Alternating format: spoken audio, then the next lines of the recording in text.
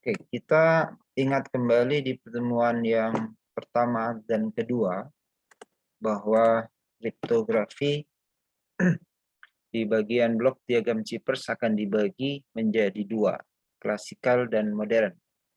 Di sisi klasikal ada substitusi dan transposisi, di mana kita sudah singgung tentang Kaisar dan Wegener.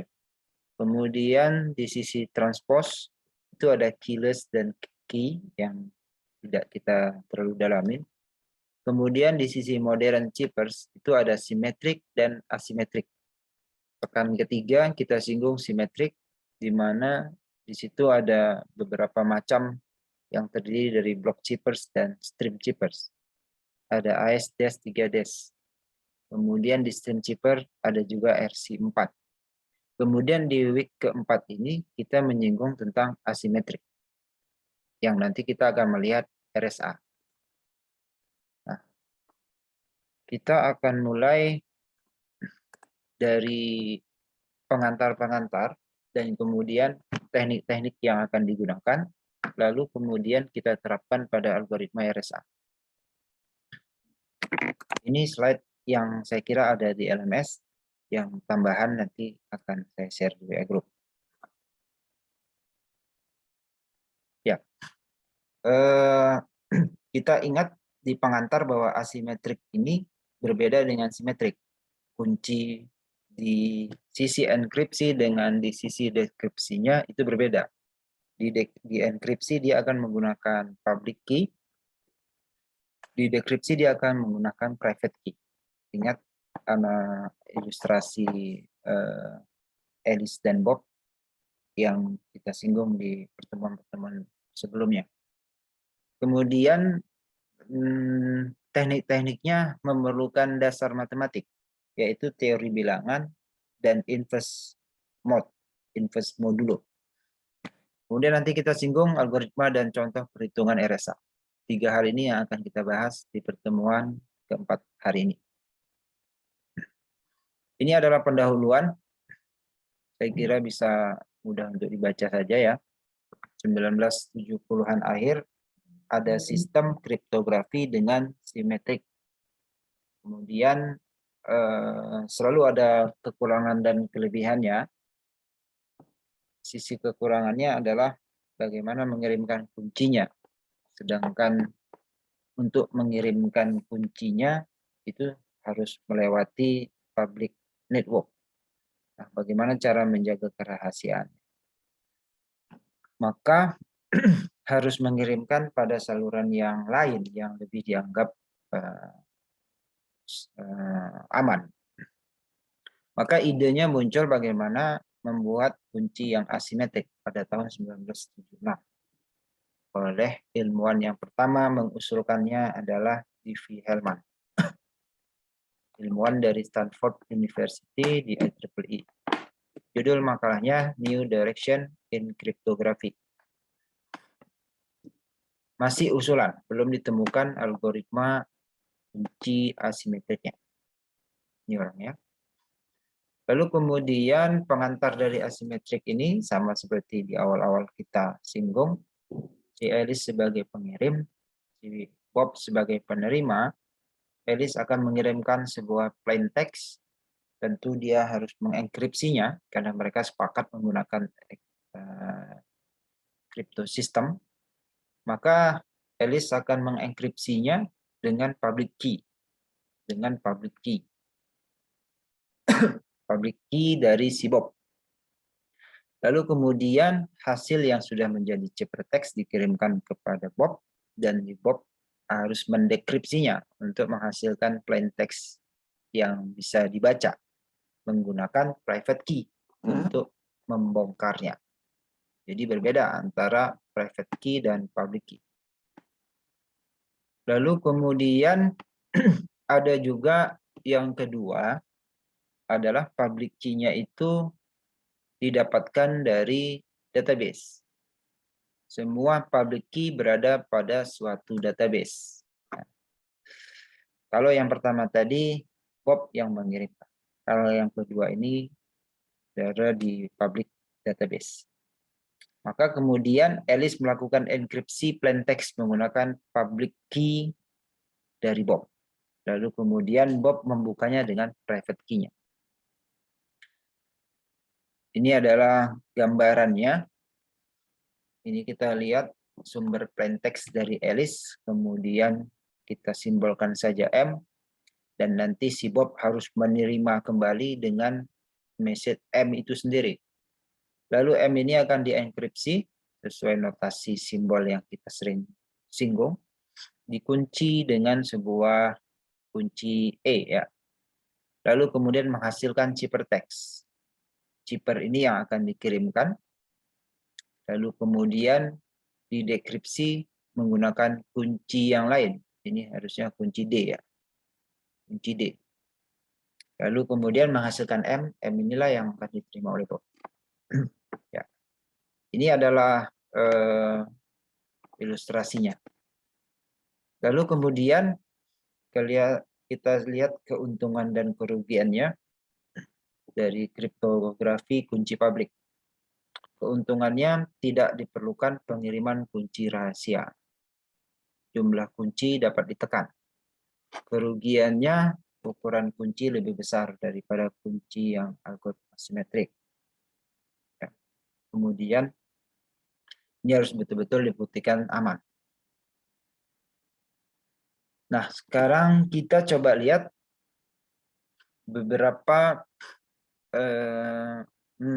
operasi-operasi matematik yang mungkin akan digunakan pada algoritma asimetrik.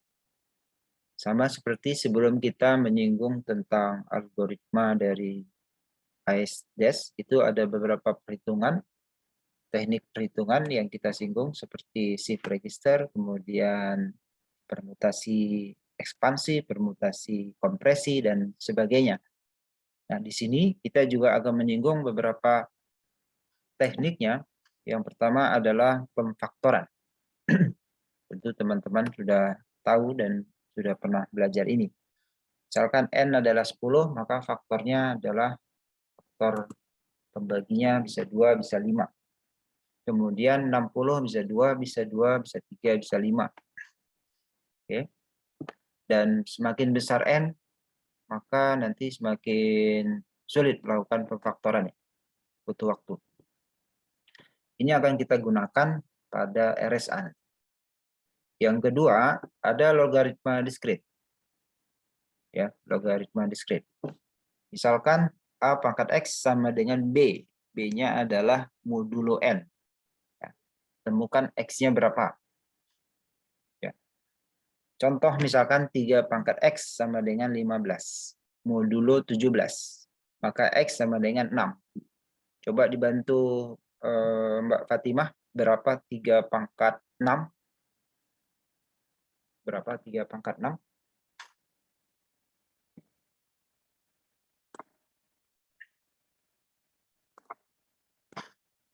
Bisa dibantu Mbak Fatimah. 729, Pak. Kemudian coba modulo 17. Mau 17 ya, Pak.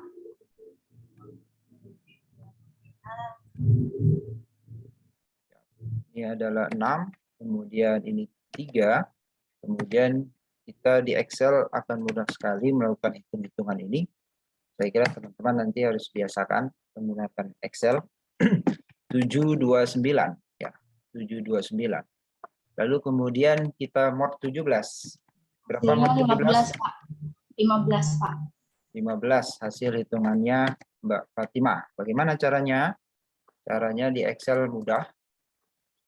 Tinggal kita sama dengan mod sama dengan berapa yang mau kita hitung, koma 17. Hasilnya adalah 15. Apa artinya 15 ini?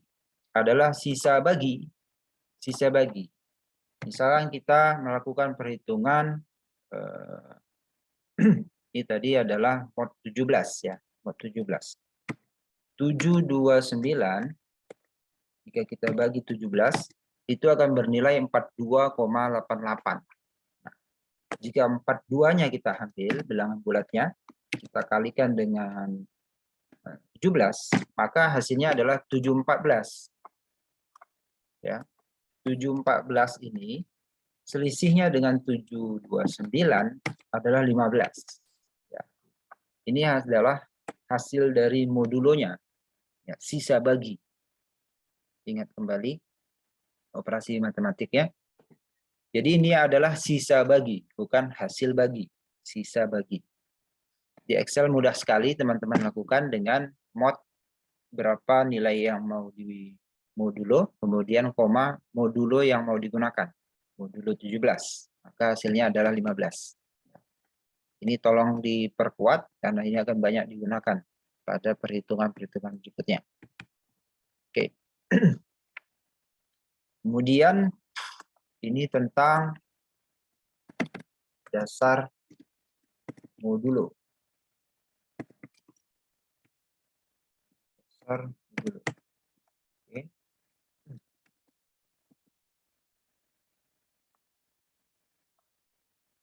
Oke.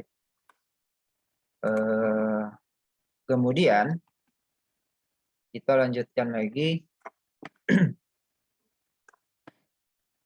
Ya, semakin besar nilai A, B, dan N, artinya semakin besar nilai si 3 ini, atau si A ini, atau si 15 ini, atau si B ini, dan N-nya, atau nilai modulo berapa yang kita gunakan, atau 17 dalam hal ini, maka dia akan semakin sulit untuk melakukan pemfaktorannya.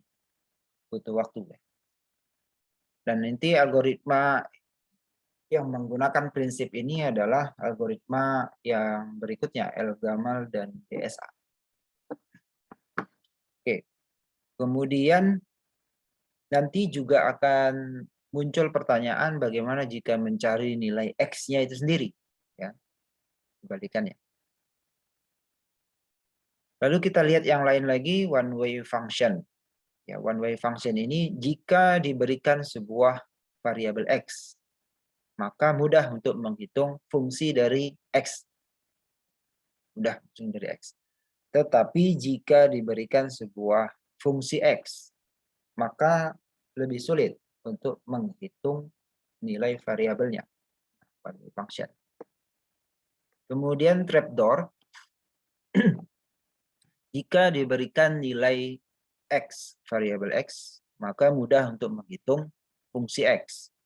Tetapi akan lebih sulit jika diberikan nilai fx atau fungsi X, disuruh mencari nilai X. Tetapi jika ada variabel bantu, katakan misalkan variabel Y, maka menjadi lebih mudah untuk mencari nilai X. Ya.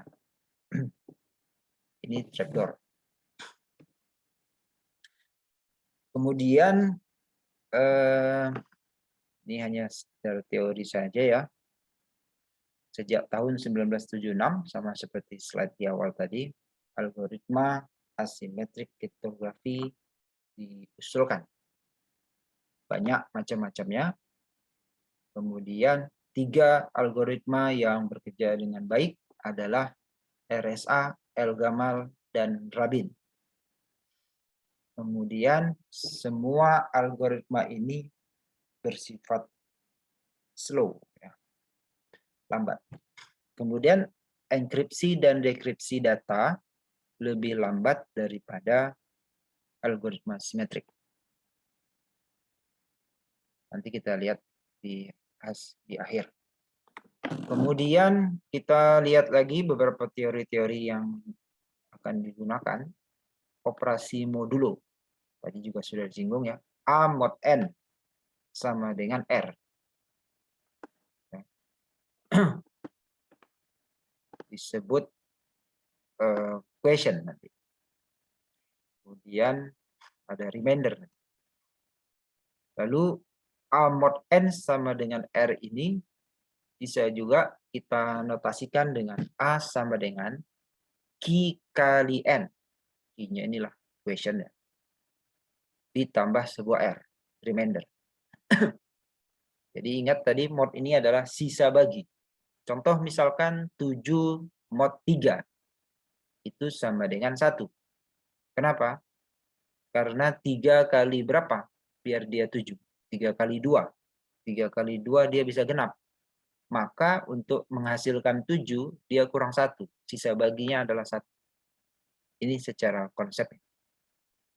Maka bisa juga kita notasikan dalam bentuk yang lain. 7, si A ini, sama dengan Q dikali N. Ya, dikali N. Berapa kali berapa agar menghasilkan 7 ditambah sisa baginya. Maka kita bisa gunakan N-nya ini adalah 3. N-nya ini adalah 3. N, N, N. 3 kali berapa agar menghasilkan 7? 3 kali 1. Kejauhan. 3 kali 2. Belum cukup. 3 kali 3. Kelebihan. Dan R ini harus bernilai bilangan bulat positif. Maka 3 kali 2 yang pas. Maka Q-nya adalah 2. Kemudian R-nya adalah 1. Maka 7 mod 3 sama dengan 1. Kemudian minus 7 mod 3. Minus 7 mod 3 sama dengan 2. Minus 7 mod 3 sama dengan 2. Sama dengan ini artinya R-nya ya. R-nya berarti 2. Berapa Q-nya? Sabila Rusdi, berapa Q-nya? Iya, Pak. Berapa Q-nya?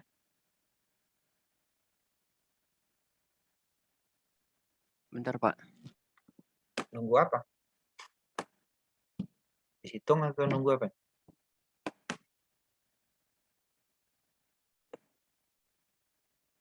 Kalau tidak fokus, rasakan sendiri ya. Pak, kok udah hilang, Pak, itu, Pak? Dan bisa kamu lihat di modul. Ada. Ya, saya ingatkan kembali, jika tidak ngerti, rasakan sendiri. Sudah diingatkan di awal, tolong fokus.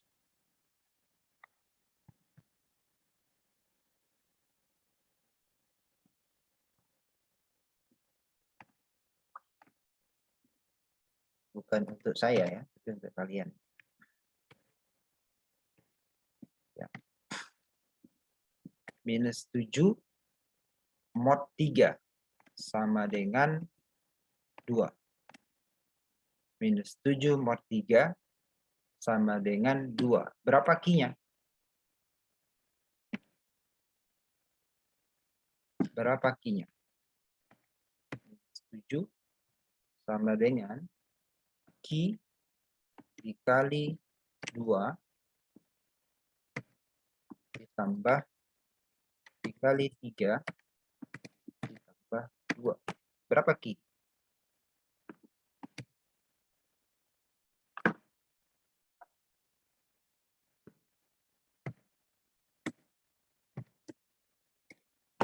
Berapa Q?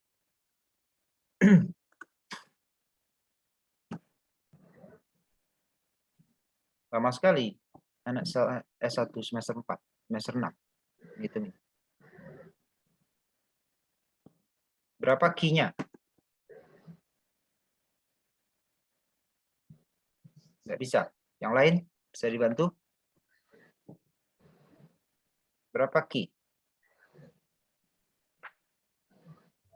Minus 3, Pak. Minus 3. Mudah. Minus 3 kali 3, minus 9. Tambah 2, 7. Tidak ada unsur modulo di sini kan? Ini kan hanya perhitungan biasa. Q sama dengan minus 3. Q sama dengan minus 3.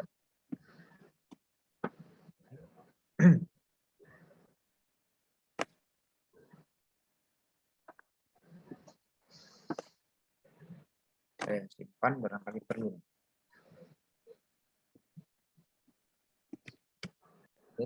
Jadi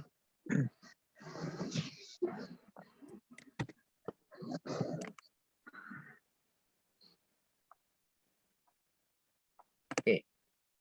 Ini contohnya ya. Jadi ini adalah penjabaran dari operasi modulo. A mod N sama dengan R. A dibagi N, sisa baginya R. Atau jika diterjemahkan menjadi notasi, menjadi A sama dengan N kali berapa? N kali sebuah key ditambah sisa bagi, R. Oke. Lalu kemudian jika kita beri istilah-istilah, maka A mod N berarti remainder ketika A dibagi dengan N. Ketika A dibagi dengan N. Contoh A mod D sama dengan R. Atau kita bisa juga notasikan A sama dengan D dikali K ditambah R. Untuk K-nya adalah integer. Maka jika tadi pada contoh 7 mod 3 sama dengan 1, maka minus 7 mod 3 sama dengan 2. Jika contoh yang lain adalah 101, berarti A-nya 101 sama dengan 9 kali berapa? Kemudian tambah sisa baginya. Maka 9 kali 11, berapa 9 kali 11? 99. 99 tambah 2, 101. 101. Maka yang 11 disebut dengan quotient dan yang 9 disebut dengan, yang 2 disebut dengan remainder. Ini hanya istilah saja, ada remainder, ada quotient. Penting konsepnya, tahu. Lalu kemudian ada lagi yang namanya ekivalen modular. Jika A itu ekivalen dengan B pada modular N, itu sebenarnya A mod N itu akan menghasilkan nilai yang sama jika B dimodkan juga dengan N. Atau notasinya nanti akan dibuat N di mana A itu dalam kurung A kurang B. Contoh misalkan 31. 31 itu akan ekivalen modular dengan 81. Coba hitung. Fatimah 31 mod 2 berapa? 31 mod 2 berapa?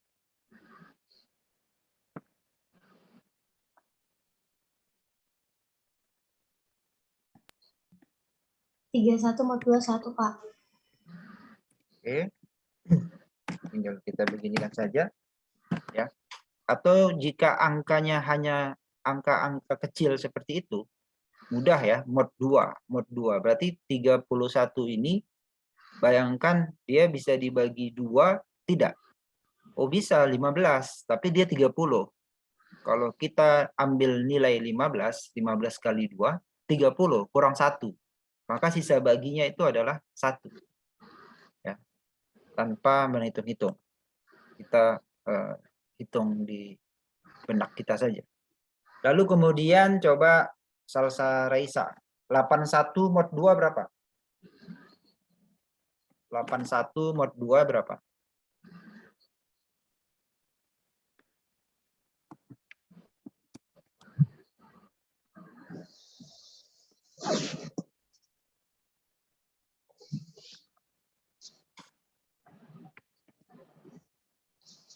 Delapan satu mod 2 berapa Raisa? 1, Pak. 1 ya. Tinggal kita lakukan saja perhitungan. Atau bisa juga tanpa melakukan alat, tanpa menggunakan alat bantu, bisa teman-teman bayangkan saja 81 bagi 2 apakah menghasilkan nilai akan habis bagi? Tidak bisa. Tapi kalau 80 kan bisa 40. 80 bagi 2 40. Sisa 1 kan. Jadi sisa baginya adalah 1. Maka mod 2-nya adalah nilainya 1. Nah, ini adalah sama. Artinya 31 dengan 81. Ini ekivalen modular pada modular 2. Karena akan menghasilkan nilai yang sama. Itu pengertiannya. Oke. Kemudian coba bantu lagi yang lain. Naufal Pravastra. Naufal 31 mod 7 berapa? 31 mod 7 berapa? 3, Pak. Berapa? 3. 3. Kamu hitung atau diapain? Kamu hitung atau kamu ngarang? Kenapa? Gimana? Kamu ngitung atau gimana kamu dapetin 3-nya? Dari Excel, Pak. Dari Excel. Kita Iya. hitung sama-sama. 31 mod 7 sama dengan 3. 7 kali 3, 8 kali 3, 24. 9 kali 3, 27. Berarti dia bisa 9 kali 3, 27. Sisa. Kemudian 81, 80 mod 7. Coba bagus. Berapa hasilnya? 80 mod 7. 80 mod 7. Berapa hasilnya? Sebelum saya enter. 3, Pak. 3. Artinya 31 dan 80 ekuivalen modular pada modular 7. Pada modular 7. Oke. Nah, ini yang dimaksud dengan ekuivalen modular tadi. Lalu kemudian kita akan lihat sifat dari modulo ini sama seperti perhitungan matematik biasa. Ada substitusi, ada distribusi. Maka A tambah B tutup kurung mod N itu akan sama dengan A mod N ditambah B mod N tutup kurung mod N. Oke. Kemudian A kurang B mod N sama dengan A mod N kurang B mod N tutup kurung mod N. Kemudian A kali B mod N sama dengan A mod N kali B mod N tutup kurung mod N. Kemudian A kali B tambah C mod N sama dengan A kali B mod N tambah A kali C mod N tutup kurung mod N. Ini adalah sifat dari modulo. Kemudian ada lagi metode fast exponentiation. Ya. Ini kita lihat saja langsung contohnya biar lebih paham. Langkah metode fast exponentiation dari A pangkat B mod C sebagai berikut. Pertama, pangkat dari bilangan A, yaitu bilangan B, konversikan ke bentuk biner. Oke. Contoh misalkan 6 pangkat 73, modular 100. Kita selesaikan. Langkah pertama adalah B atau pangkatnya yang 73 itu akan kita konversi menjadi biner. Kita konversi menjadi biner menjadi 1 kali 2 pangkat 6 tambah 1 kali 2 pangkat 3 tambah 1 kali 2 pangkat 0. Atau ini jika kita lihat 2 pangkat 0, 2 pangkat 1, 2 pangkat 2, 2 pangkat 3, pangkat 4, pangkat 5, pangkat 6. Nanda Tritami. Berapa 2 pangkat 6?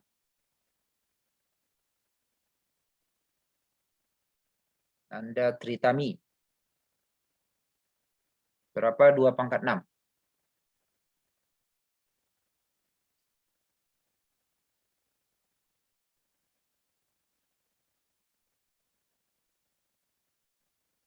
Nanda Tritami.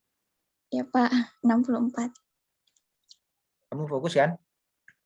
Fokus Pak. Hitung atau sudah hafal? 2 pangkat 6. 64. Hafal Pak. Hafal. Sekarang 2 pangkat 3 berapa? Lebih rendah ini pangkatnya. Mestinya lebih hafal juga. Lebih hafal pun harusnya.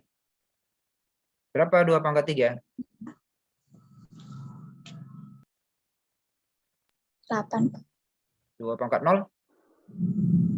0. 2 pangkat 0, 0.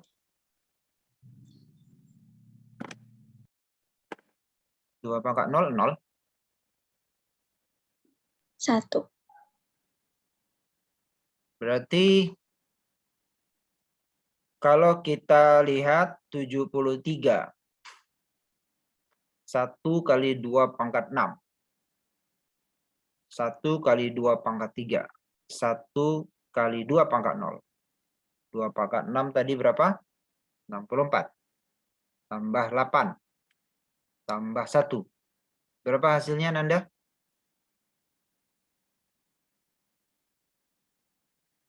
Berapa hasilnya, Nanda? 73, Pak.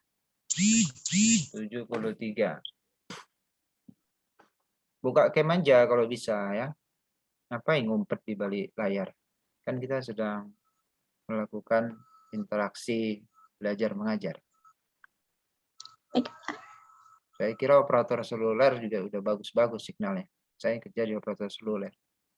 Sedikit bisa dihitung daerah yang masih minim dengan signal. Ya, saya kira nggak ada alasan untuk nutup video ya. Nanti kalian malah kemana-mana. Buka saja agar bisa lebih masuk yang diajarkan. Lalu kemudian ini 100 1001 ya. 100 1001. Itu adalah konversi dari 73 desimal menjadi biner. Ya. Ada yang nggak paham di sini? 73 menjadi 100 1001. Langsung tanya saja. Sebelum berlanjut ke yang lebih rumit. Itu gimana, Pak? Apa yang kamu tanya? Kok ada angka 2-nya di situ, Pak? Kok ada angka 2-nya ini? Enggak, yang udah jadi biner ya, Pak? Ini? Ya. Ini kan simbol biner, bagus. Oh, simbol biner, Pak. Soalnya baru lihat. Teknik digital saya kira udah pada ngambil ya. Udah, Pak. Teknik digital inti yang dipelajarin kan biner. Namanya digital. Oke. Kemudian ada lagi mau ditanya? Ada yang masih bingung? Ada yang masih bingung? 73 menjadi 100 101.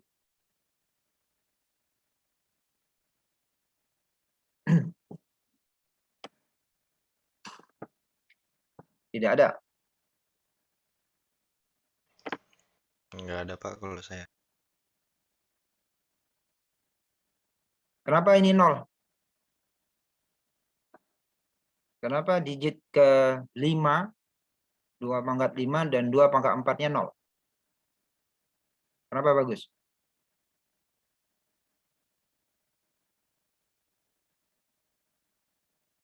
Kenapa nggak 1?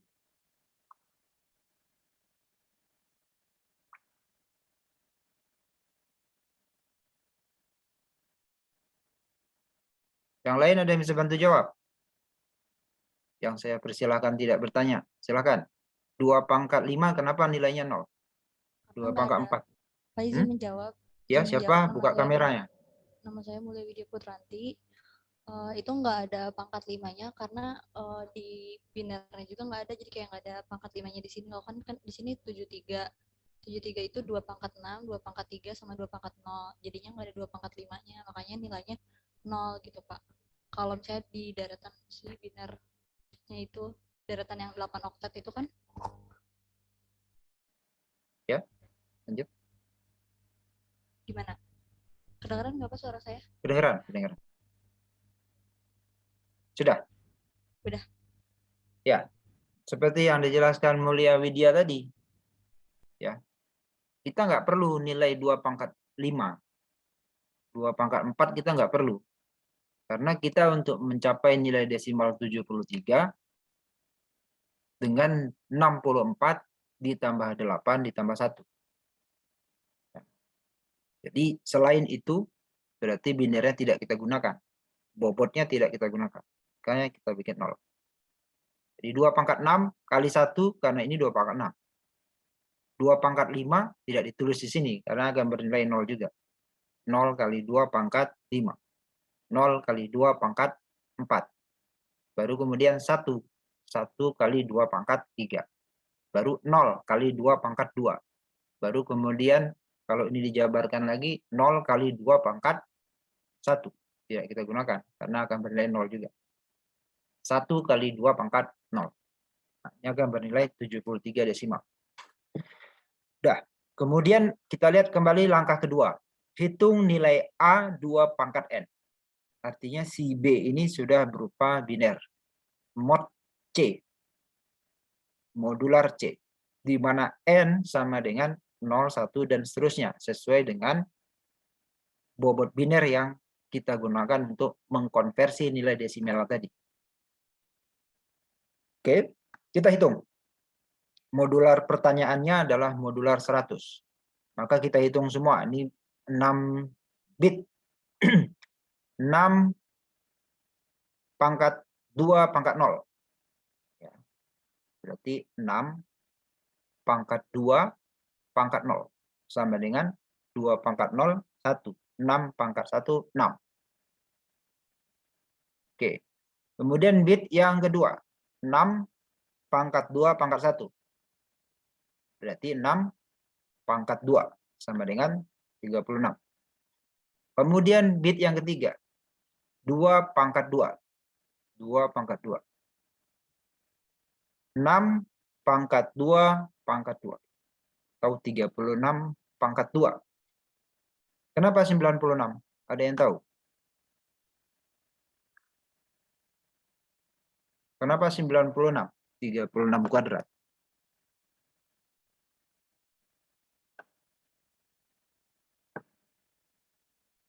Soalnya udah itu Pak, di mod 100. Siapa tadi yang jawab? Fatimah. Iya Pak, maaf. Oke, sekarang kita coba lihat sama-sama. Jawaban Fatimah karena sudah di mod 100. 36.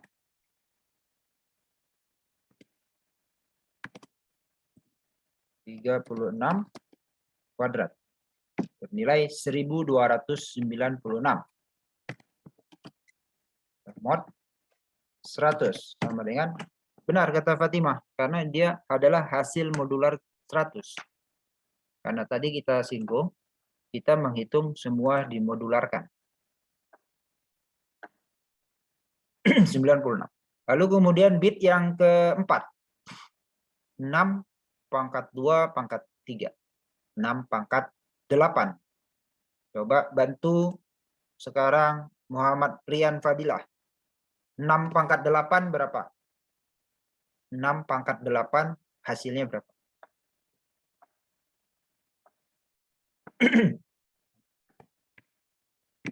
Pertanyaannya hanya 6 pangkat 8 hasilnya berapa? Kamu hitung?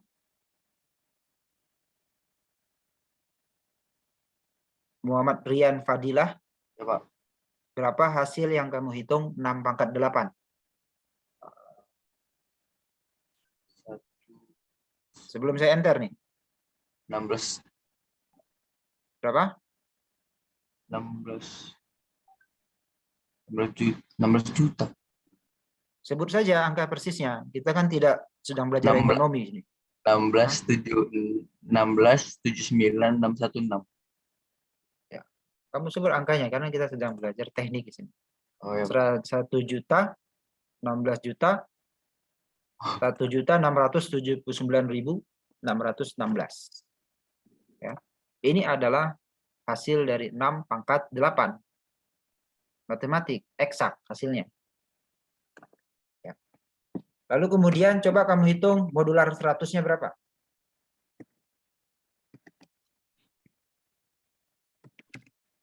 Berapa modular 100-nya?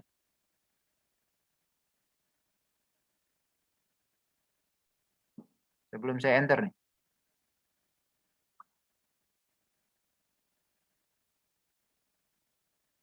tunggu Pak. 16 Pak.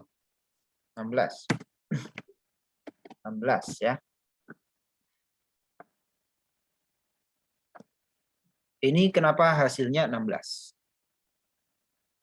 Kemudian bit yang kelima. 6 pangkat 2 pangkat 4. 6 pangkat 16. Bisa dibantu Abraham. Bentar, Pak.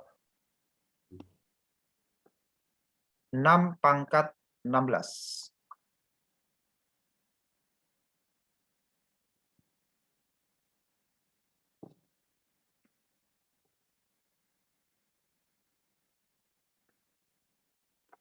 Hmm, 2,8 triliun, Pak, kalau nggak salah nih.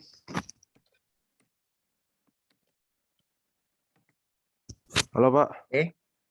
2,8 triliun. Iya. Lalu coba kamu mod 100. Bentar, Pak.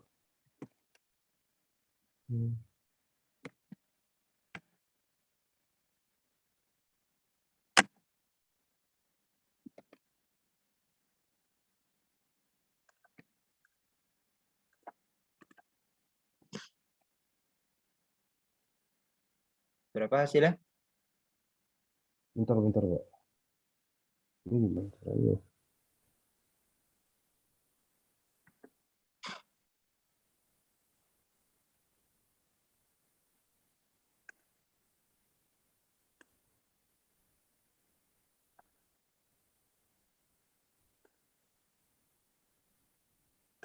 Kayaknya 56, Pak.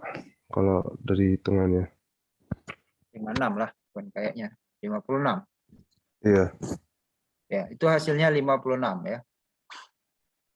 Kemudian 6 pangkat 2 pangkat 5. 6 pangkat 2 pangkat 5. Hasilnya 36. Dan seterusnya 6 pangkat 2 pangkat 6 hasilnya 16. Ini semua perhitungan sudah dihitung dalam modular 100. Lalu kita lihat langkah ketiga. Hitung perkalian hasil A2 pangkat N mod C untuk nilai N yang sesuai dengan pasangan dengan bilangan biner hasil dari langkah A.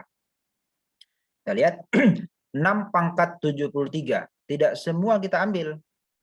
Karena 73 tidak diperlukan semua bit. Diperlukan hanya 3 bit saja. 2 pangkat 6, 2 pangkat 3, dan 2 pangkat 0. Maka 6 pangkat 73 sama dengan 6 2 pangkat 0 kali 6 2 pangkat 3 kali 6 2 pangkat 6. Ini adalah 73 desimalnya. Maka hasilnya kita tinggal ambil dari langkah kedua, 62 pangkat 0. Ini sudah di modular 100, 6. Kemudian 62 pangkat 3, 16. Kemudian 6 pangkat 2 pangkat 6. Hasilnya 16. 6 kali 16 kali 16 sama dengan 36. Maka hasil 6 pangkat 73 modular 100 adalah 36. Ya, ini metode fast exponentiation. Kemudian ada lagi kita akan menyinggung bilangan prima dan bilangan tidak prima.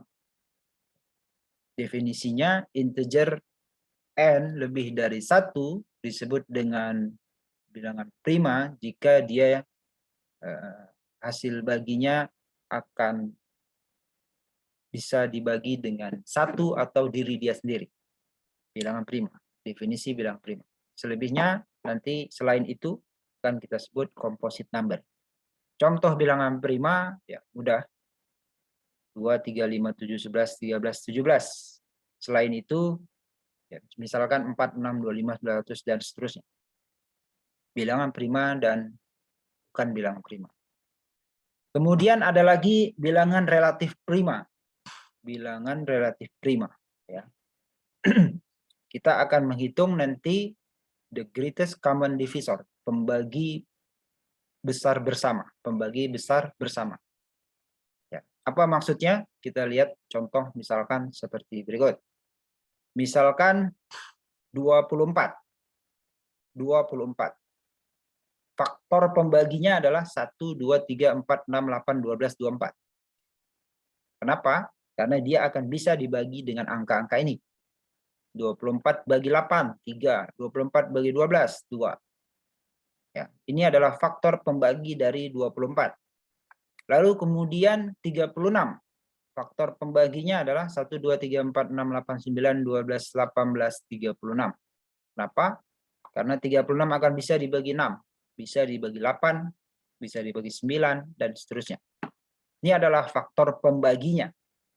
Lalu kemudian pembagi yang sama, common-nya, antara 24 sama 36 adalah, kita lihat saja irisannya, 1, 2, 3, 4, 6, dan 12. Kenapa 8? 8 juga harusnya. 8 juga harusnya. 8 ya. Kemudian 9 kenapa? Karena tidak ada di 24. Oke. Oke. 8 kali berapa biar 36? 8 kali berapa biar 36?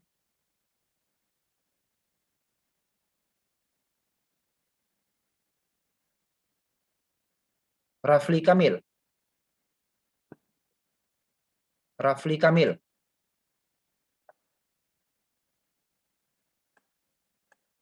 Rafli Kamil. Suara saya kedengaran?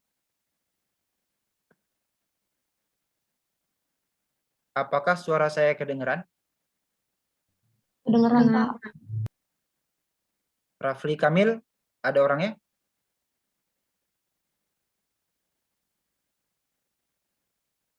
Tatak Satrio. Hadir, Pak. 8 kali berapa biar 36? Kalau pas 36-nya kayaknya nggak ada, tapi yang mendekati ada, Pak. 8 kali 4, 8 ya kali 8 kali 4, 32. Berarti 8 ini salah. Iya. Ya. Ingat, berarti 8 ini adalah salah. Jadi benar common-nya tidak ada 8 di sini. 8-nya salah. Silakan di slide-nya nanti 8-nya dicoret.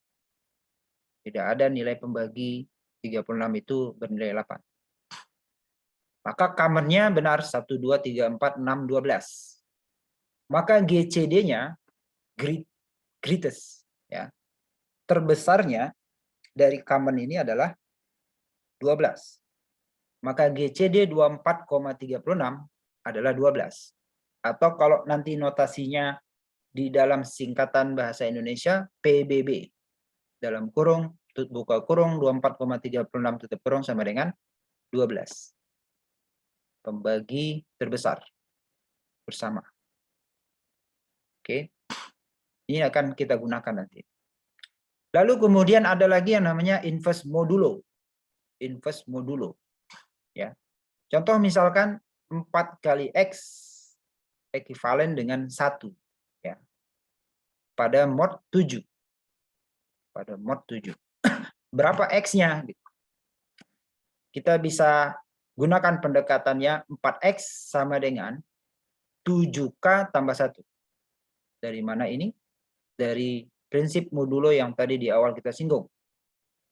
Berapa kali 7 kali berapa tambah sisa baginya itu akan bernilai 4. Karena dalam hal ini dia menggunakan variabel X 4X. Ya. Kemudian kita bisa juga gunakan pendekatan dengan notasi yang lain. Karena hasil ekuivalennya adalah 1. Maka A dikali X mod N. Bisa juga kita tulis A inverse. Itu akan ekuivalen dengan X pada modular N. Ini nanti akan kita gunakan pada algoritma RSA. Modulo. Inverse modulo. Kita lihat inverse dari 5 modulo 14 adalah 3. Apakah benar? Kita lihat. Kita lihat. Inverse dari 5. Inverse dari 5 modulo 14 adalah 3. Jadi saya bisa notasikan itu adalah 5 dikali X 5 dikali X sama dengan 3 mod 14. Begini pertanyaannya. Ya. Sorry, salah. Yang ditanya adalah inverse dari 5 pada modulo 14.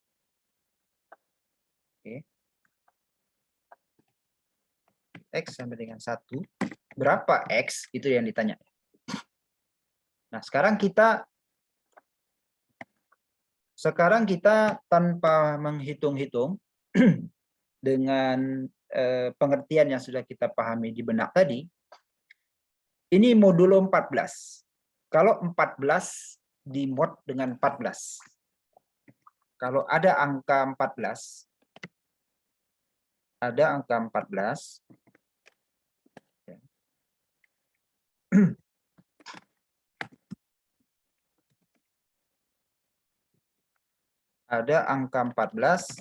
kita mod dengan angka 14. Berapa hasilnya? Sebelum kita hitung. Berapa hasilnya? Mod 14 yang mau dimod nilai itu sendiri. Berapa hasilnya? 0, Pak. Berapa? 0, Pak. 0. Siapa yang jawab tadi? Abraham. Abraham, Pak. Ya. 14. Ya. Sekarang berapa kira-kira jika dia mau dimodkan 14 agar hasilnya 1? 15, Pak. 15 ya. 15. Kita coba hitung 15. Saya ganti aja di sini. 15. 1 ya. 15 itu kan 5 kali X. X-nya berapa?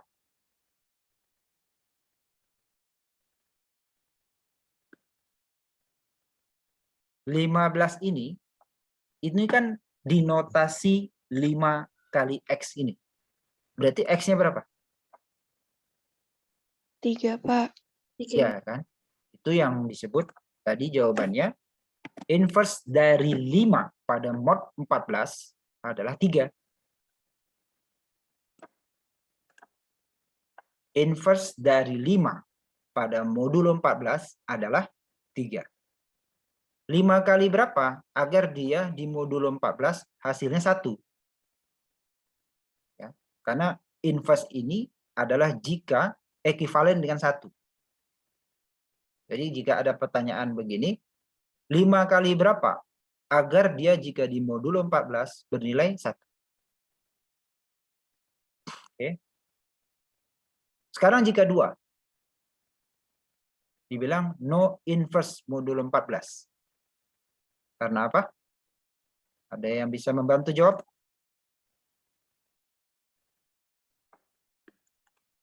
Kenapa disebut 2 tidak punya inverse modulo 14?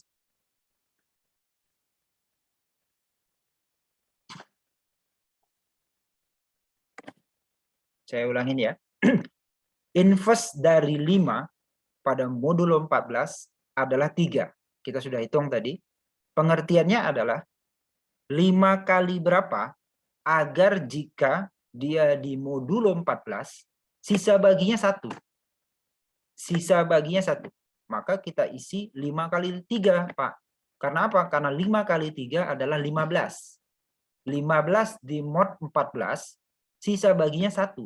Berarti benar. Hasilnya adalah 3. Karena apa? Karena dia harus menghasilkan ekivalen dengan nilai 1. Sekarang pertanyaannya, jika 2, kenapa dia disebut tidak memiliki inverse modulo 14?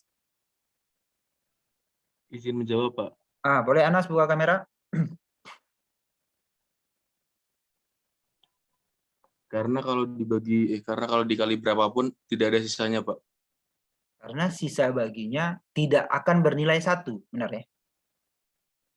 Benar Anas, begitu kan maksudnya? Iya, begitu, Pak.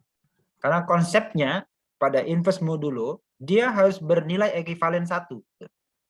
Sedangkan 2 itu akan habis bagi. Kali 7 aja udah 14. Sisanya 0. Nah itu contohnya ya. Jadi pertanyaannya kalau nanti ada pertanyaan dihitung gini. Inverse 5 pada modulo 7. Ya, ini udah dihitung tadi. Ini beda modulo ya. 5 kali berapa? Agar jika dia di modulo 7, dia bernilai 1. Ya kan? Di modulo 7 dia bernilai 1. Kalau kita tulis misalkan 1, Pak. Kalau dia 1, di modulo 7 hasilnya adalah 5. Tidak 1. Kalau dia dikali 2, 10. 10 di modulo 7 berapa? 3 sisa baginya. Kalau dia dikali 3, 15. 15 di modulo 14. Di modulo 7. Di modulo 7 dia akan berulang ya. Kalau dia di modulo 7, berarti sisanya 15 kurang 7 dong, Pak. Oh, enggak begitu. Karena modulo 7 akan berulang kan. 7 kemudian 14 yang terdekatnya. Berarti 15 ke 14 sisanya 1 kan. Berarti makanya dia 3 hasilnya. Tanpa kita hitung-hitung nih. Kemudian 11, modulo 8. Berapa, Pak? Ya 1 misalkan. 11 kali X, X-nya 1. Kan sisanya 3, bukan 1. Berarti salah. Bukan X sama dengan 1. Jika X sama dengan 2, 22. 22 di modulo 8. Nama kelipatan 8, 16 kan? 22 ke 16. Sisanya lebih dari 1. Beda. Kemudian 11 kali 3, 33. 33. Kalau modulo 8, 8 kali 1, 8, 8 kali 2, 16, 8 kali 3, 24, 8 kali 4, 32. Nah, sisa 1 kan? 33 dengan 32. Maka B-nya sama dengan 3. Kemudian kita loncat inverse 9, modulo 3. Nggak ada, karena dia akan habis bagi. Ya itu ya, kita hitung tanpa, kalau kita pahami konsepnya, tanpa bantuan alat bantu ya. Kemudian ada lagi teori. Saya kira ini 2 teori lagi sebelum masuk ke algoritmanya. Euler reduce set of residue ya. Ini sisa residunya ya. Kita lihat aja langsung,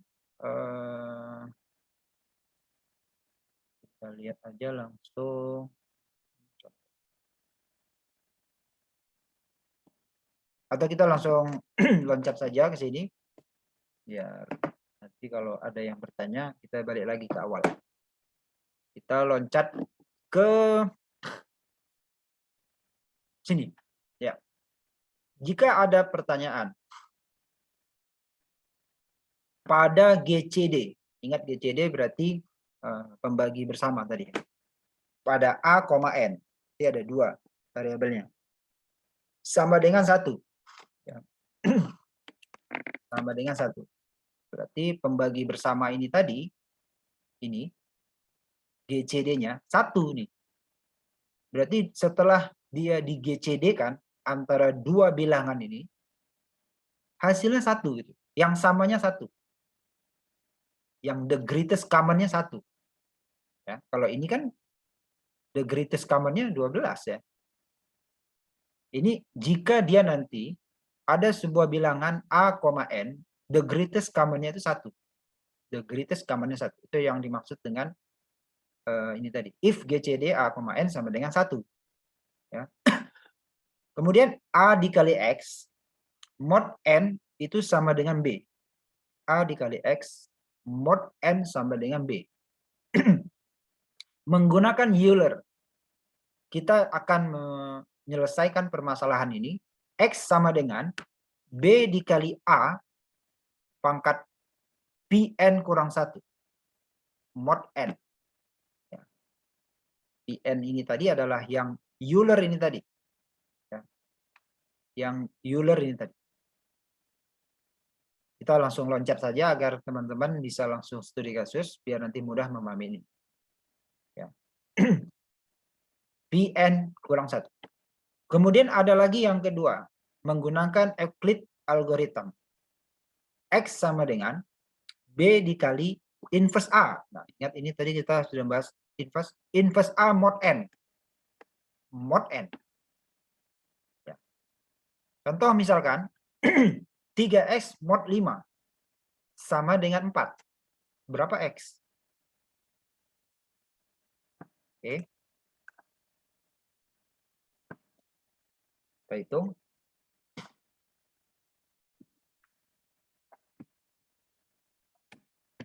Tiga X mod 5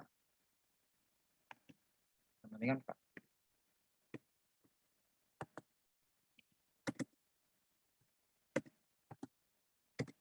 Tiga X mod 5 sama dengan 4. Kemudian saya tulis persamaannya A dikali X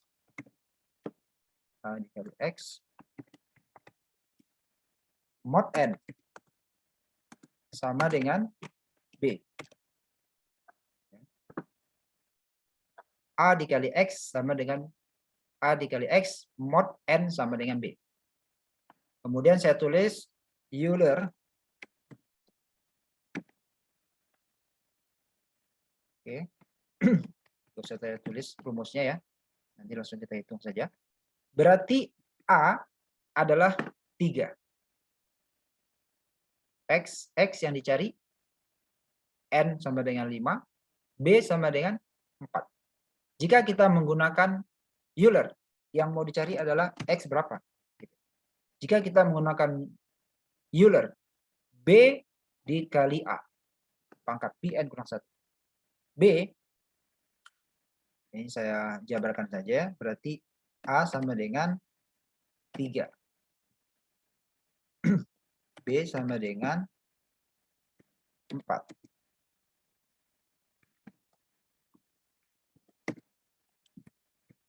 Saya pindahin biar mudah ya. Oke. Kemudian N sama dengan berapa? 5. Berapa X? Kita ada A, kita ada B, kita ada N.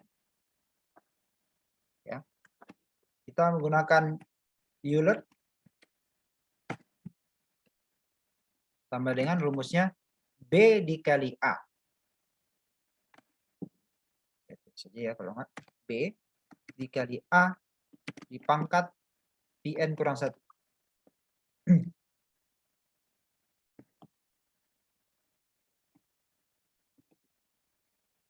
Kemudian mod N. Ya.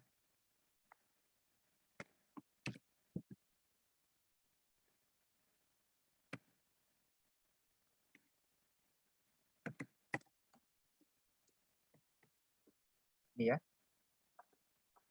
Oke. Sekarang kita masukkan. B sama dengan 4. Kemudian A itu sama dengan 3. Pangkat Pn kurang 1. Pangkat Pn kurang 1. 4 dikali 3 pangkat Pn kurang 1. Kita lihat. Pn-nya kita ambil dari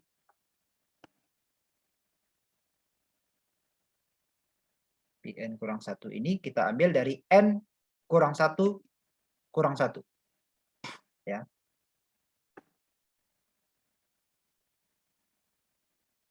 B-nya 4. Kemudian kita selesaikan yang A dulu ya. Yang A pangkat sama dengan 3 pangkat 5 kurang 1 kurang 1.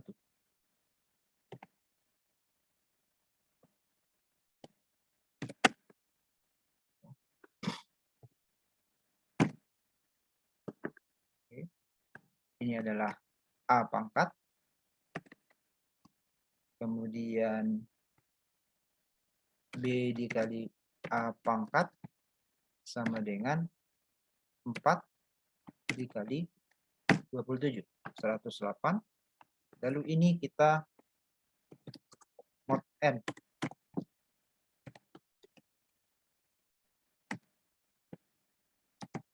Hasilnya adalah 3. Ya. Oke. Ini adalah Euler, ya. B-nya adalah 4, kemudian A pangkat Pn kurang 1. Ini saya pisahkan, A pangkat Pn kurang 1, itu adalah 3, A-nya 3, pangkat Pn. Pn itu kita ambil dari nilai N yang dikurangi 1. 5 kurang 1, 4. Kemudian kurang 1 lagi, berarti 3. Maka saya tulis di sini 3 pangkat 5 kurang 1 kurang 1. Sama dengan 3 pangkat 3. 27. Lalu kemudian kita kalikan dengan B yang bernilai 4. Maka B dikali A pangkat sama dengan 108. Lalu kemudian kita mod N. N-nya berapa? N-nya 5. Maka 108 kita modkan dengan 5, hasilnya adalah 3. Sekarang kita uji. Apakah jika 3 kali 3 mod 5 sama dengan 4? Kita uji. Sama dengan 3 dikali 3 mod 5.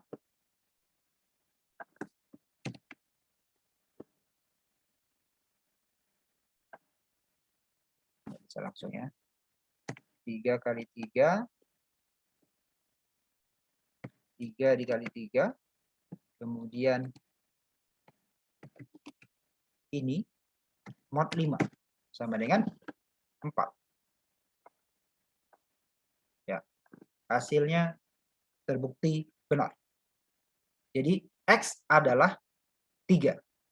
X adalah 3. X adalah 3. Oke. Nah, ini digunakan untuk menghitung X menggunakan pendekatan Euler. Ya. Kemudian pendekatan Euclid. Pendekatan Euclid. Pendekatan Euclid. Saya sharing lagi.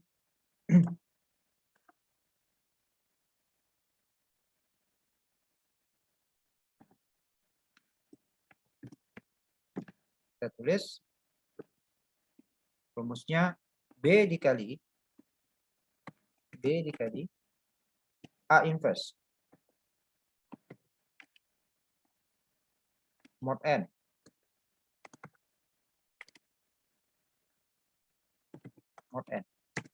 ya. B dikali A inverse mod N. Sekarang coba kita selesaikan dulu yang A inverse mod N. A inverse mod N. A-nya tadi berapa? A-nya adalah 3. N-nya adalah 5. Inverse-nya. Oke. Ya. A inverse mod N. A-nya adalah 3. N-nya adalah 5. Kita ingat kembali yang inverse tadi.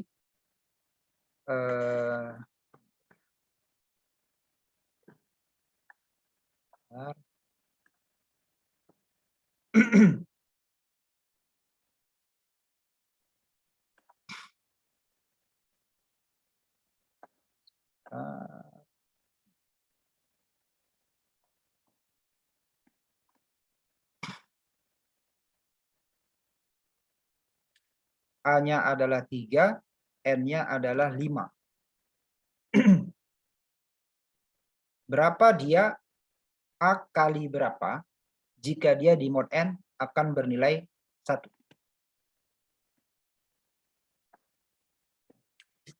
Inverse.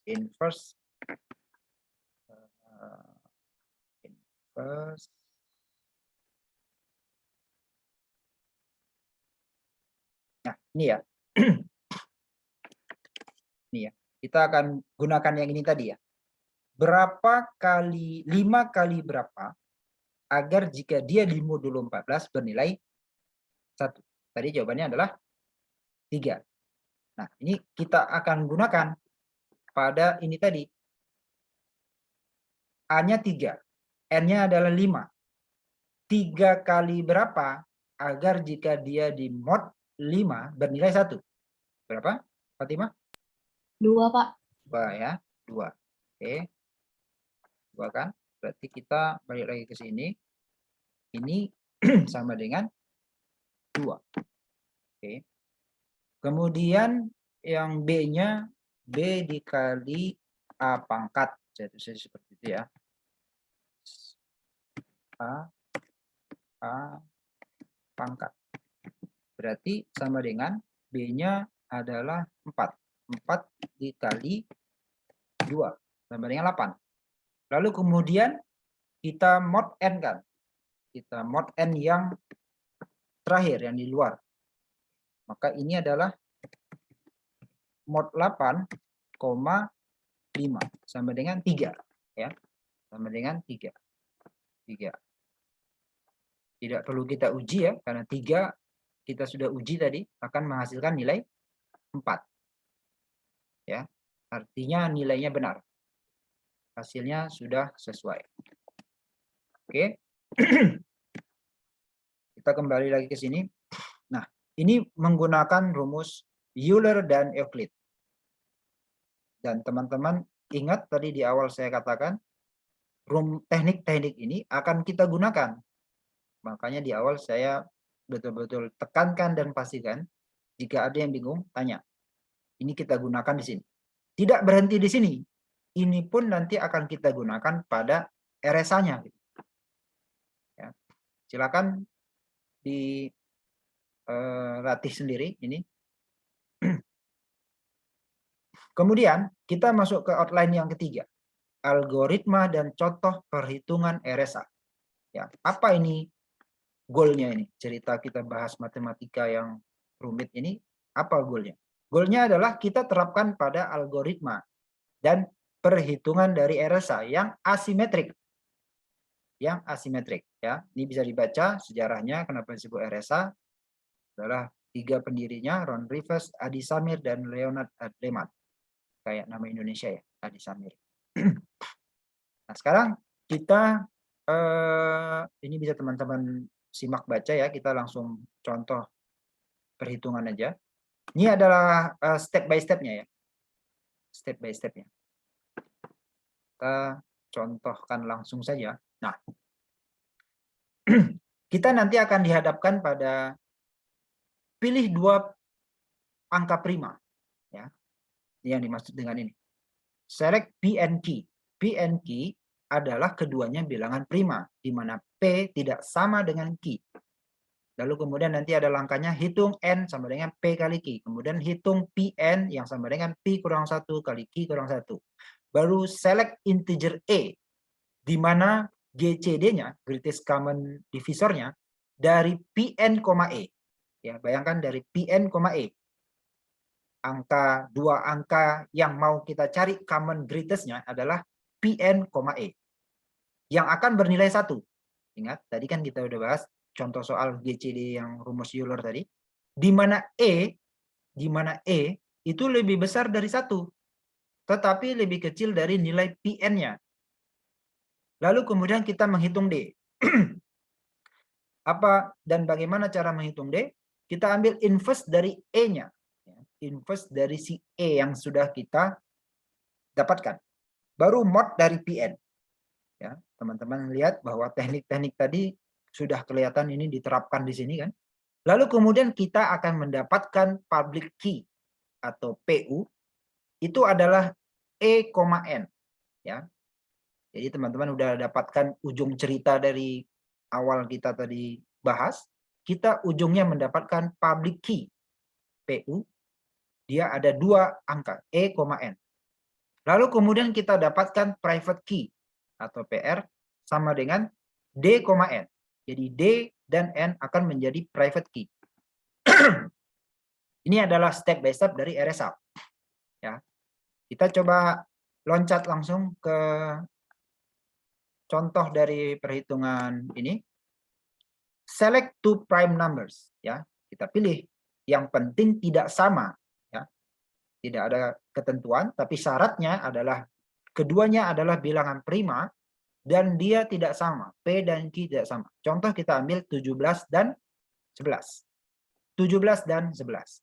Lalu yang kedua, hitung N. N adalah P dikali Q. Mudah, kita kalikan saja. 17 kali 11 sama dengan 187. Lalu kemudian kita hitung Euler P function. Euler P function.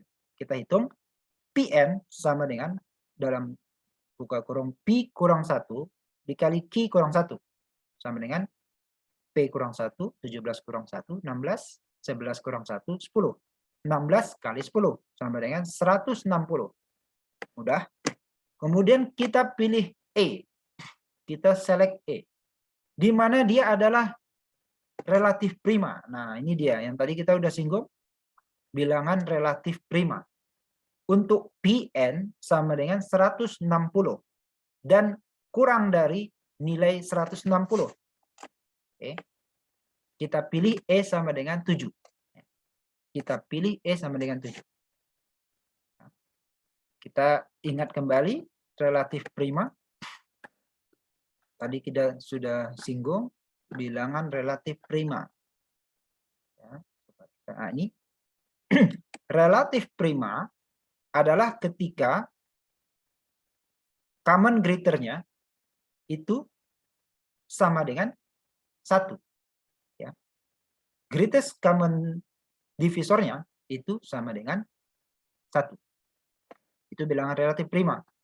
Jadi kalau kita ambil di contoh tadi,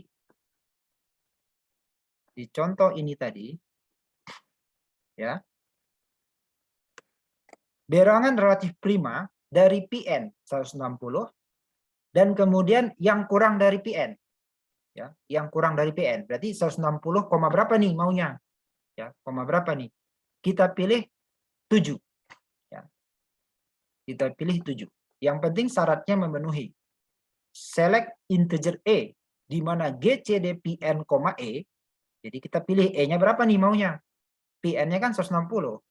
Adalah bernilai 1. Ya, karena relatif prima. Di mana E-nya, nah ini syarat E-nya, lebih dari 1. Berarti kita nggak boleh dong menggunakan 1. Kemudian, kenapa nggak 2 gitu? Kenapa nggak 2? Karena kalau 2, nanti yang 160 tidak akan bernilai 1 relatif primanya. Ya. Kemudian dia kurang dari nilai Pn. Jadi kita nggak boleh memilih E bernilai misalkan 161 atau 162 karena dia harus di bawah 160. Ya. Ingat ya, relatif primanya di mana GCD dari kedua bilangan itu akan bernilai 1. Ya. Maka kita pilih GCD-nya, E-nya adalah 7. Ya. GCD-nya 7. Lalu kemudian tentukan D. Tentukan D, di mana nanti E sama dengan 1 pada modular 160 dan D kurang dari 160. Oke, kita lihat lagi di sini. Calculate D. D sama dengan inverse E mod dari Pn. Ya. Inverse E mod dari Pn. E-nya adalah 7. Mod 160. Ya, mod 160. Oke. Kita hitung. Kita hitung.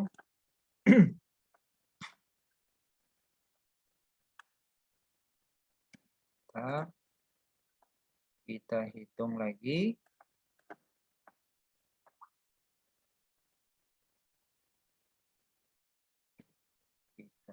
Bentar. 23 kali 7 ya. Hitung. Di mana saya buatnya? Di sini aja ya. D. Kita hitung. Jawaban dari di situ adalah 23. Nah, kita mau mencari E inverse mod 160 ya. E inverse mod 160 di mana E-nya adalah 7. Oke. Maka kita cari di situ dapatnya 23. Oke, sama dengan kita misalkan 23, kita uji. Uji. 23 dikali 7 sama dengan 161. Teman-teman udah bisa langsung bayangkan ya. 161 mod 160. Berapa hasilnya? Ini 161 mod 160. Udah kan ngelihatnya langsung nih. Berapa mod 161? Mod 161. Mod 160, sorry. Mod ini, 160. Ya. Langsung kelihatan 160 dan 161 selisih bagian, sisa bagian 1. Ini saya tulis mod dari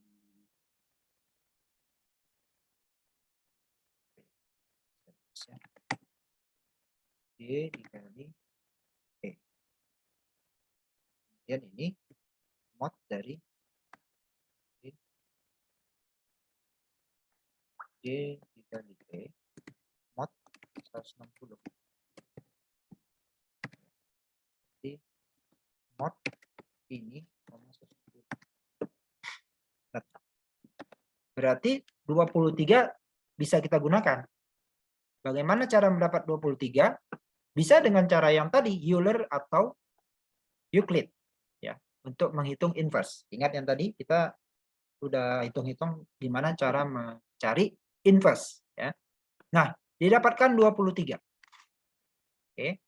Maka kita bisa menghasilkan PU, key public, adalah 7,187. 7-nya adalah E, 187-nya adalah N. Oke. E, N. Dan private key-nya atau PR adalah D, N. 23,187. Kita berhasil mendapatkan public key dan private key. Oke. Terus bagaimana penerapannya? Nah, kita lihat penerapannya. Jika ada sebuah plain text, nah, ini ujung dari cerita kita yang cukup panjang nih ya. Plain text sebuah M sama dengan 88. Ya. Lalu kita mau kirim ini. Kita kirim, tentu kita enkripsi dulu. Kita enkripsi dengan 88 di pangkat E. Mod N. Maka bisa kita hasilkan sama dengan 11. Maka yang kita kirim 11. Lihat, hasil ciphertext-nya adalah 11. Yang dikirim 88, hasil ciphertext-nya 11. Di dekripsinya, ya ini teman-teman perlu perhatikan, kita lihat, membuka kuncinya tidak dengan 88 tadi, tapi dengan kunci yang lain. Lihat, tidak dengan 7 tadi, sorry. Tidak dengan 7 tadi, tapi kita buka dengan kunci, lihat, 23. 11 pangkat 23 mod 187 menghasilkan nilai M yang sama. Ya. Lihat bahwa private key dan public key berbeda. Ini contoh diterapkannya. Ini misalkan blok enkripsi, ini adalah blok dekripsi, plain text-nya 88, lalu kita pangkatkan dengan nilai E, N yang kita dapatkan di public key, kemudian mod 187, hasilnya 11 ini yang dikirim berupa ciphertext ini. Lalu di sisi dekripsi, di sisi penerima, didekripsi dengan private key yang berbeda key-nya, yaitu 23. 11 pangkat 23, mod 187 menghasilkan 88 kembali. Ya. Jika kita lihat pada blok RSA, ini adalah, saya full screen dulu, ini adalah sender. Ini adalah sender. Dia mengirim sebuah plain text P atau M dengan decimal string. Dia kirim, bloknya itu akan dia pecah-pecah ya. Ingat yang sebelumnya kita bahas tentang asimetrik, itu pesannya akan dibagi-bagi. Bisa nanti dibagi per berapa karakter atau berapa bit ya. Kita lihat di sini dia bagi-bagi menjadi P1, P2 dan seterusnya ya. Lalu kemudian P1, P2 ini yang akan dilakukan enkripsi per P.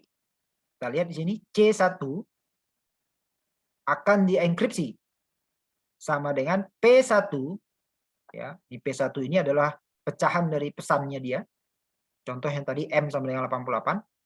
Kita enkripsi dengan public key E,N yang kita hasilkan dari random generator tadi. Kenapa? Karena E yang pertama tadi kan kita hasilkan dari pemilihan nilai E. Bisa saja tidak 7 kan begitu. Kemudian P1 pangkat E mod N. N-nya juga dari public key. Kemudian nanti pesan yang kedua, yang P2 juga dilakukan hal yang sama dan seterusnya. Baru hasil ciphertextnya ini ditransmitkan, dikirim. Lalu di sisi penerima, dia akan didekripsi.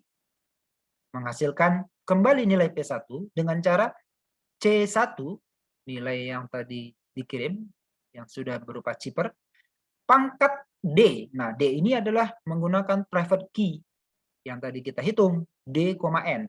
Dihasilkan dari generator yang sama sebetulnya. Dari perhitungan di awal. Menghasilkan dua, public key dan private key. Kita pangkat dengan D, kemudian mod N. Nanti P2 pun begitu juga. Maka akan menghasilkan nilai message yang dikirim di awal. Oke. Nah, ini adalah penerapan dari RSA. Teman-teman bandingkan dengan simetrik yang sudah kita bahas. Dia akan menggunakan dua key. Satu public key, satu lagi private key. Nah, ini akan diharapkan membuat tingkat kesulitannya lebih susah untuk dibobol oleh si Trudy dibanding dengan simetrik. Ini dia contohnya. Misalkan Zahra mengirim how are you ya. Ini akan kita pecah menjadi beberapa karakter atau bit. Ya, misalkan jadi 33, 14, 22 dan seterusnya ini. Nah, kita akan ambil per karakter misalkan 33 dan 14 itu menjadi P1. 3314 inilah seperti angka 88 ini tadi. Seperti angka 88 ini tadi. Nah, ini ya. Jadi message plain text-nya itu kita pecah per beberapa bagian. Kita pecah per beberapa bagian. 3314, lalu P2 2262, lalu P3 0017 dan seterusnya. Maka nanti kita akan enkripsi per P 3314, kita akan enkripsi dengan public key yang sudah kita hasilkan. E-nya 11, N-nya 11023. Nanti hasilnya adalah berikut. Kemudian untuk C2, C3 dan seterusnya ditransmisikan. Setelah ditransmisikan, nanti akan kita bongkar di bagian penerima dengan dekripsi menggunakan private key. Private key. Pangkatnya berbeda, pangkat D, tidak lagi E. Modnya, modularnya menggunakan modular yang sama, 11023.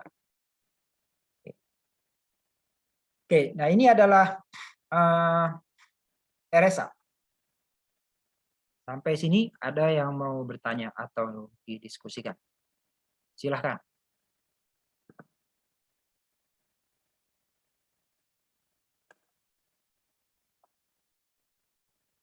Silakan, saya berharap ada feedback. Kalau tidak, saya tidak tahu mana yang nggak paham atau paham semua. Silakan, atau kalaupun tidak bertanya, ada yang mau berkomentar aja.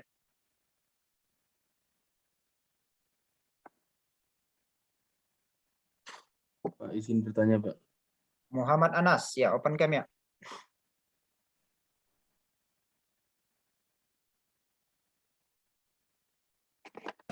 Ya, silakan. Enkripsi RSA nggak bisa di brute force ya, Pak? Coba-coba. Ya, seperti gitu, Pak. Itu di level implementatif ya. Tergantung teknik brute force-nya lah ya. Tergantung teknik brute force-nya.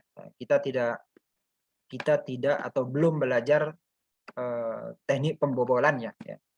Ya, kita masih belajar tentang teknik pengamanannya. Teknik pengamanannya. Saya nggak tahu teknik brute force-nya bagaimana.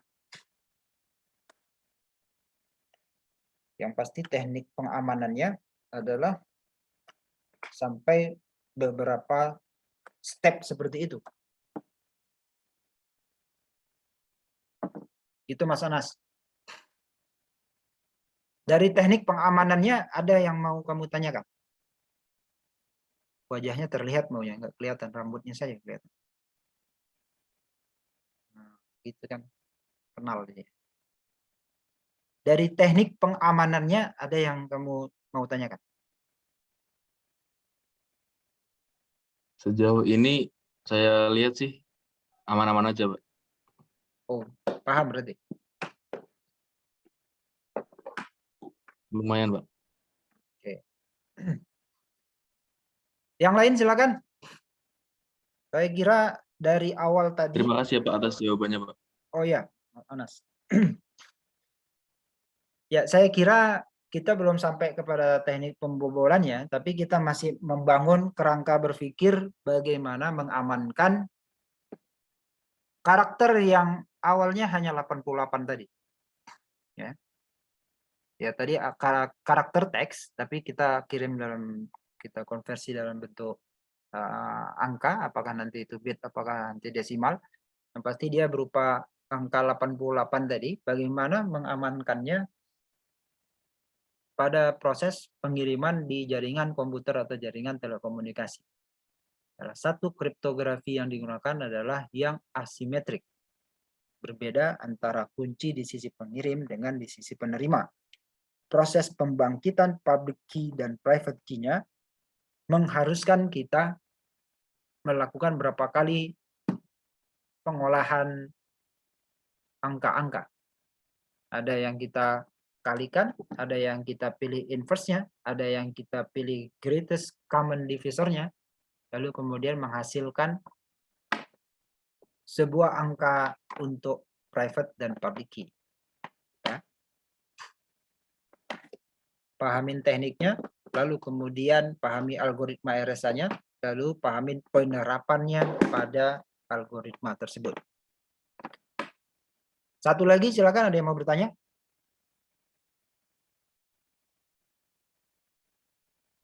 Boleh bertanya lagi nggak, Pak? Izin. Boleh.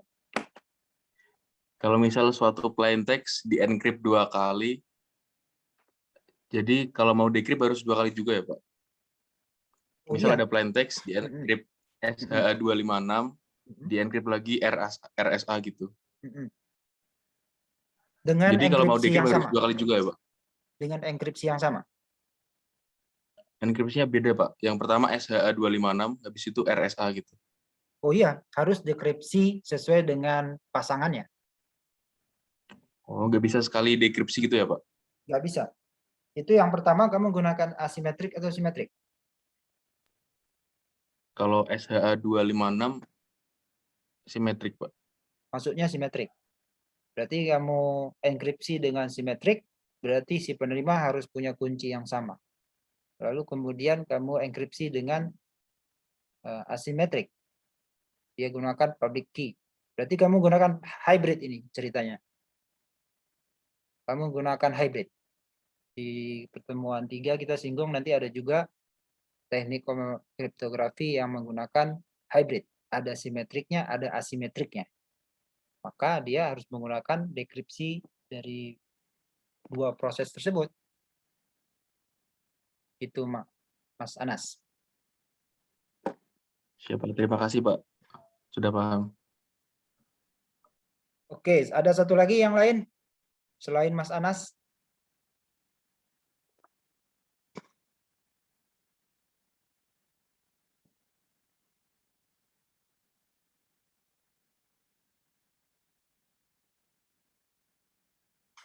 Tidak ada. Oke, kalau nggak ada, nanti akan saya kirim via WA satu file yang isinya sebetulnya sama tentang yang kita bahas tadi, tapi dari slide-nya Pak Rinaldi Munir yang kita kutip, yang beberapa gambar tadi kita kutip. Isinya bukan tentang RSA-nya, tapi tentang penguatan hitung-hitungannya. Hitung-hitungan seperti inverse tadi, kemudian PBB atau GCD tadi, kemudian tentang modulo tadi. Mudah-mudahan bisa menguatkan pemahaman. Setelah ini, seperti biasa, teman-teman kerjakan kuis di LMS yang saya open jam 8 atau sebentar lagi saya open hingga hari Sabtu pukul 23:59. Jika ada pertanyaan, bisa ditanyakan langsung di WA Group atau di grup diskusi LMS. Silakan. Selamat pagi. Assalamualaikum warahmatullahi wabarakatuh.